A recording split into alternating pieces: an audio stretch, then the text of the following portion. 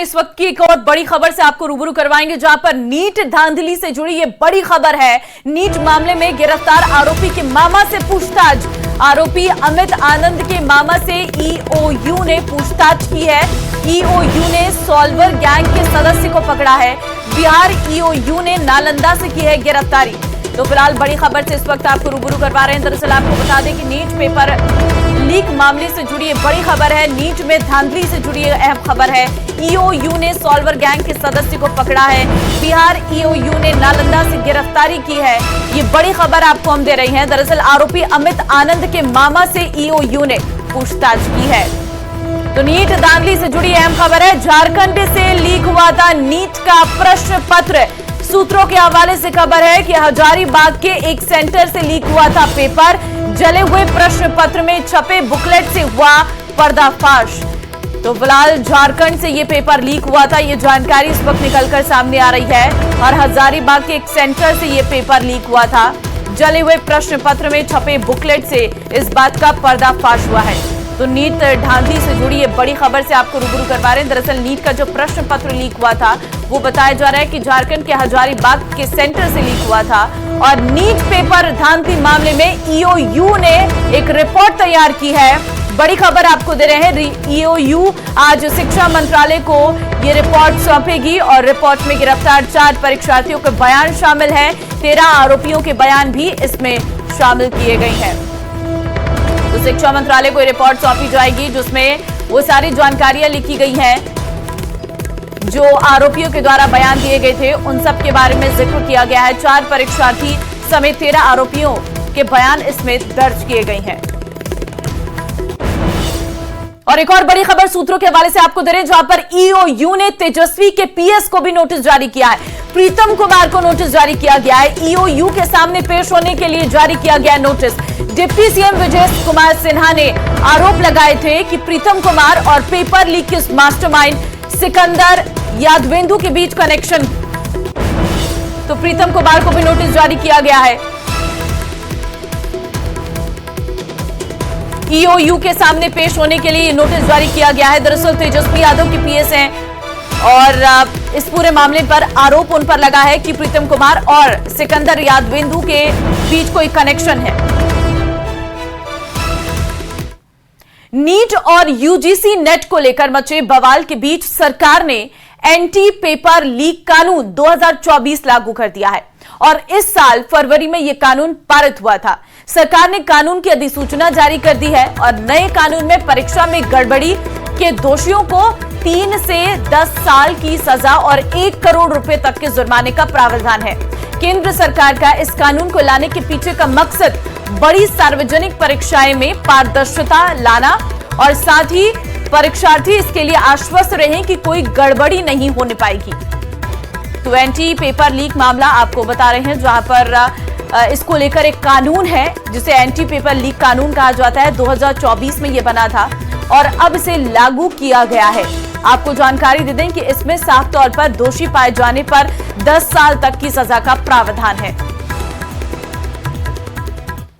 और जयपुर से एक बड़ी खबर आपको देंगे, जहां पर बायोकेमिस्ट्री लैब में आग लगी है। आपको बता दें महिला अस्पताल के बायोकेमिस्ट्री लैब में आग लगने की खबर। एसी का शॉर्ट सर्किट होने से अल सुबह ये आग लगी है। फायर फाइटिंग सिस्टम की मदद से आग पर हालांकि काबू भी पा लिया गया है।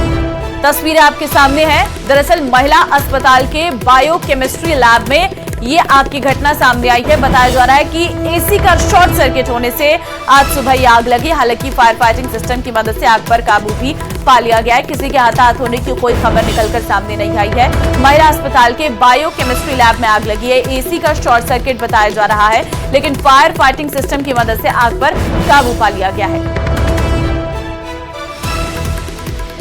बात दिल्ली के जल संकट की कर रही है, क्योंकि खत्म नहीं हो रहा है दिल्ली में जल संकट। केंद्र सरकार से पानी की मांग पर जल मंत्री आतिशी भूख हड़ताल पर बैठी हैं और इस पर अब दिल्ली में सियासत भी शुरू हो गई है, जहां एक तरफ आम आदमी पार्टी हरियाणा पर दिल्ली को पर्याप्त पानी न देने का आरोप लगा रही है, तो वहीं बीजेपी भी दिल्ली सरकार पर हमलावर है।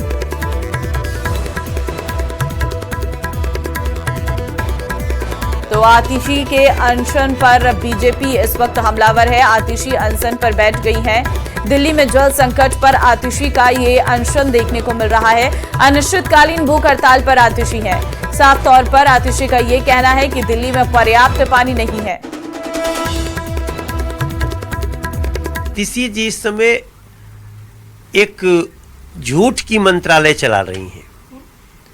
हर बात में उनको झूठ बोलने के लिए आ जाती हैं। पहली बार मैं देखता हूं कि सरकार में जो है वही विपक्ष जैसा व्यवहार करता है। यार इरेस्पॉन्सिबल पर्सन, बहुत गैर जिम्मेदार लोग हैं और दिल्ली के लोगों के जान के दुश्मन हैं ये लोग।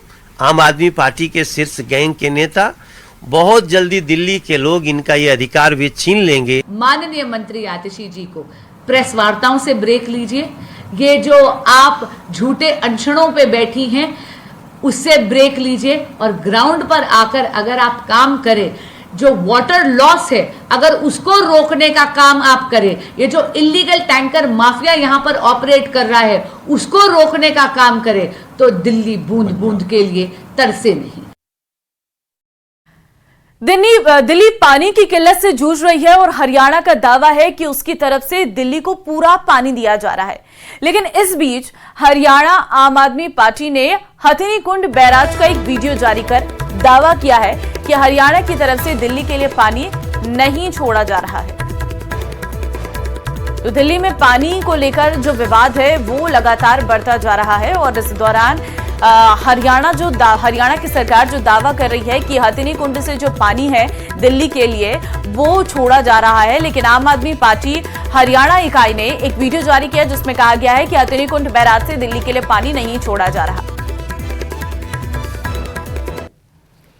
आगे बढ़ते हैं। मेरठ में स्विमिंग पूल में नहाने गए एक लड़के की मौत का मामला सामने आया है। दरअसल अवैध स्विमिंग पूल में नहाकर लड़का जैसे ही पूल से बाहर निकला बेहोश होकर गिर पड़ा। इसके बाद उसे अस्पताल ले जाया गया जहां डॉक्टर्स ने उसे मृत घोषित कर दिया है। मौत की तस्वीरें सीसीटीवी कैमरे में भी कैद हो गई। देखिए।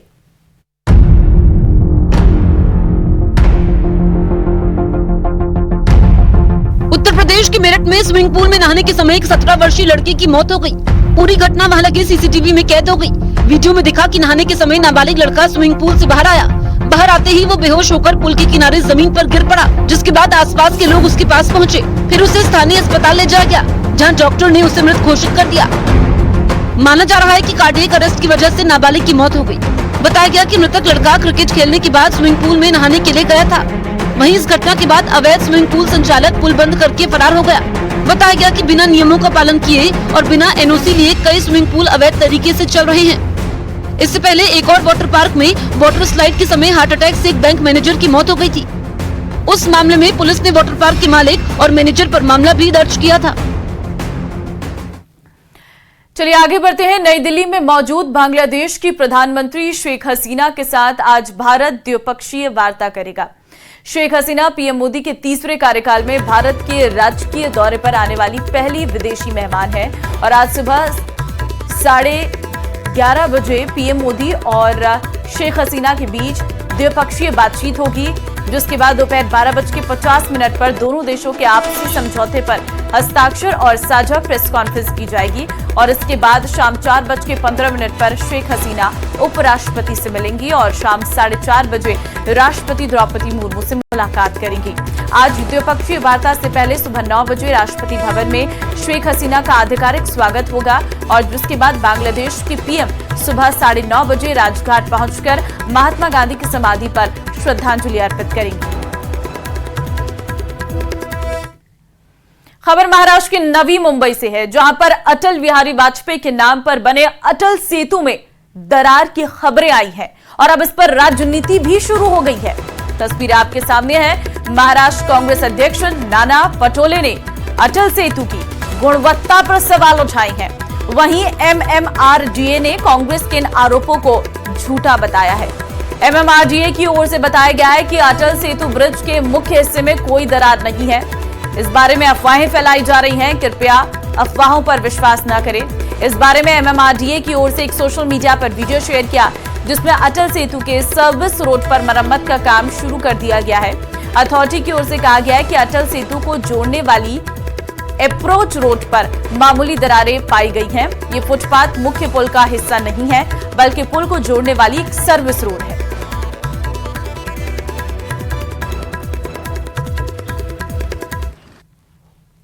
जो है टेम्पररी कनेक्टिंग रैम्प 5, ये जो है मेन ब्रिज का जो है कनेक्टिंग पार्ट है, जो कोस्टल रोड न बनने की वजह से लास्ट मोमेंट में बनाया गया है। यहाँ पे कॉम्पेक्शन हुआ था, हाउएवर ये नियर बाई खाड़ी रहने से पहली बारिश में सॉइल सेटल होता है, तो this are the minor cracks, और ये जो है माइनर क्रैक्स में पिलिंग का ऑलरेडी काम चालू हो गया है, एंड कल शाम तक के रिपेयर हो जाएगा। और इसकी वजह से कोई ट्रैफिक डिस्टर्ब नहीं हुआ है, पब्लिक का जो है नॉर्मल ट्रैफिक चल रहा है, एंड पब्लिक को कोई इनकन्वीनियंस नहीं होने दिया जा रहा है। युवाओं में रील बनाने का ऐसा क्रेज है कि